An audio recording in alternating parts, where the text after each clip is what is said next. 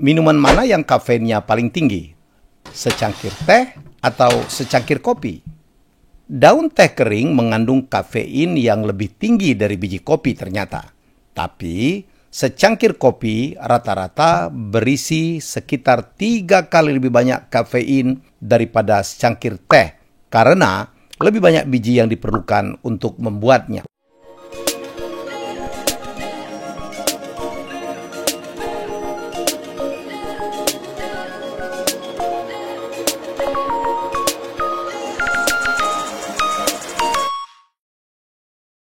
Kafein dalam kopi dan teh tergantung pada beberapa faktor.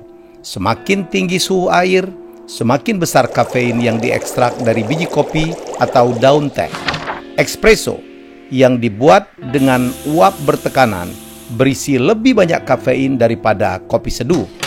Durasi waktu di mana air bersentuhan dengan biji kopi atau daun teh juga mempengaruhi kandungan kafein. Semakin tinggi durasinya, semakin tinggi kafeinnya. Yang juga penting adalah variasi kopi atau teh di mana ia tumbuh, bagaimana kopi dipanggang, bagaimana daun teh dipotong. Semakin gelap panggangan kopi, semakin rendah kandungan kafein. Sedangkan teh, ujung tanaman mengandung konsentrasi yang lebih tinggi daripada daun yang lebih besar. Paradoksnya, rata-rata 30 ml espresso berisi jumlah kafein yang sama dengan 150 ml secangkir teh. Jadi, cappuccino atau latte single shot tidak akan memberi Anda lebih banyak kafein daripada secangkir teh. Secangkir kopi instan, di sisi lain, hanya berisi setengah kafein dari kopi yang disaring. Kemudian saya akan membahas apakah alkohol bisa merusak sel-sel otak. Kabar baiknya, ternyata alkohol tidak membunuh sel otak. Alkohol hanya membuat sel baru bertumbuh kurang cepat. Gagasan bahwa alkohol menghancurkan sel-sel otak tanggal kembali setidaknya setelah kampanye temperance, sebuah gerakan sosial di awal abad ke-19 yang menginginkan agar semua minuman beralkohol dilarang. Namun, hal ini tidak memiliki dasar fakta ilmiah.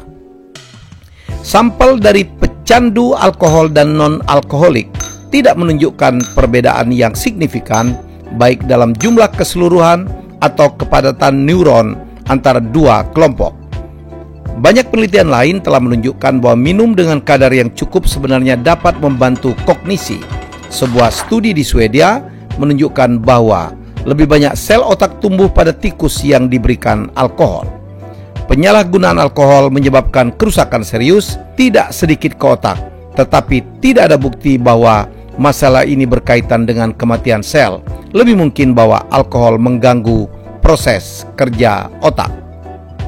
Mabuk berasal dari otak yang menyusut karena dehidrasi, menyebabkan otak menarik-narik pada membran penutupnya. Ini adalah membran yang sakit.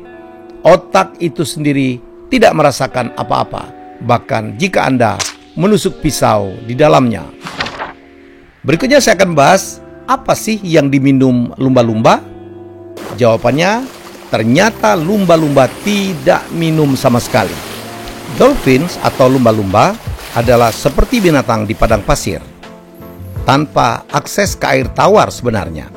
Mereka mendapatkan cairan dari makanan mereka, yang terutama adalah ikan dan cumi, dan dengan membakar lemak tubuh mereka yang melepaskan air.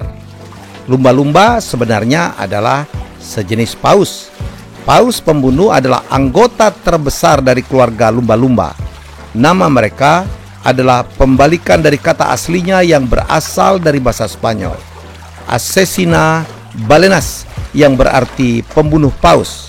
Mereka disebut demikian karena gerombolan lumba-lumba terkadang memburu dan membunuh paus yang jauh lebih besar.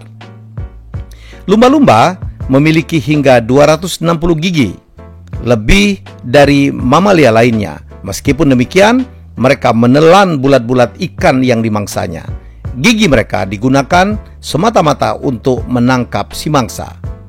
Lumba-lumba tidur dengan mematikan setengah dari otak mereka dan mata yang satunya yang berlawanan dari otak yang dimatikan pada suatu waktu. Separuh otak yang lain tetap terjaga, sementara mata lainnya yang mengawasi predator dari rintangan yang ada. Dalam kondisi ini, lumba-lumba tetap ingat untuk pergi ke permukaan untuk bernapas. 2 jam kemudian, bergantian tugas dari otak dan mata yang satu ke yang lain. Proses ini disebut dengan logging. Lumba-lumba telah bekerja untuk Angkatan Laut Amerika Serikat sejak Perang Vietnam. Angkatan Laut Amerika Serikat saat itu mempekerjakan sekitar 100 lumba-lumba dan 30 macam mamalia laut lainnya. 6 singa laut juga diangkat untuk bergabung dengan gugus tugas di Irak. Setelah badai Katrina, sebuah cerita beredar bahwa 36 lumba-lumba penyerang yang terlatih dari Angkatan Laut Amerika telah melarikan diri dan berkeliaran di laut dengan senjata panah beracun. Cerita ini nampaknya hoaks. Terlepas dari apapun itu, lumba-lumba militer ini tidak dilatih untuk serangan, tapi hanya untuk menemukan sesuatu.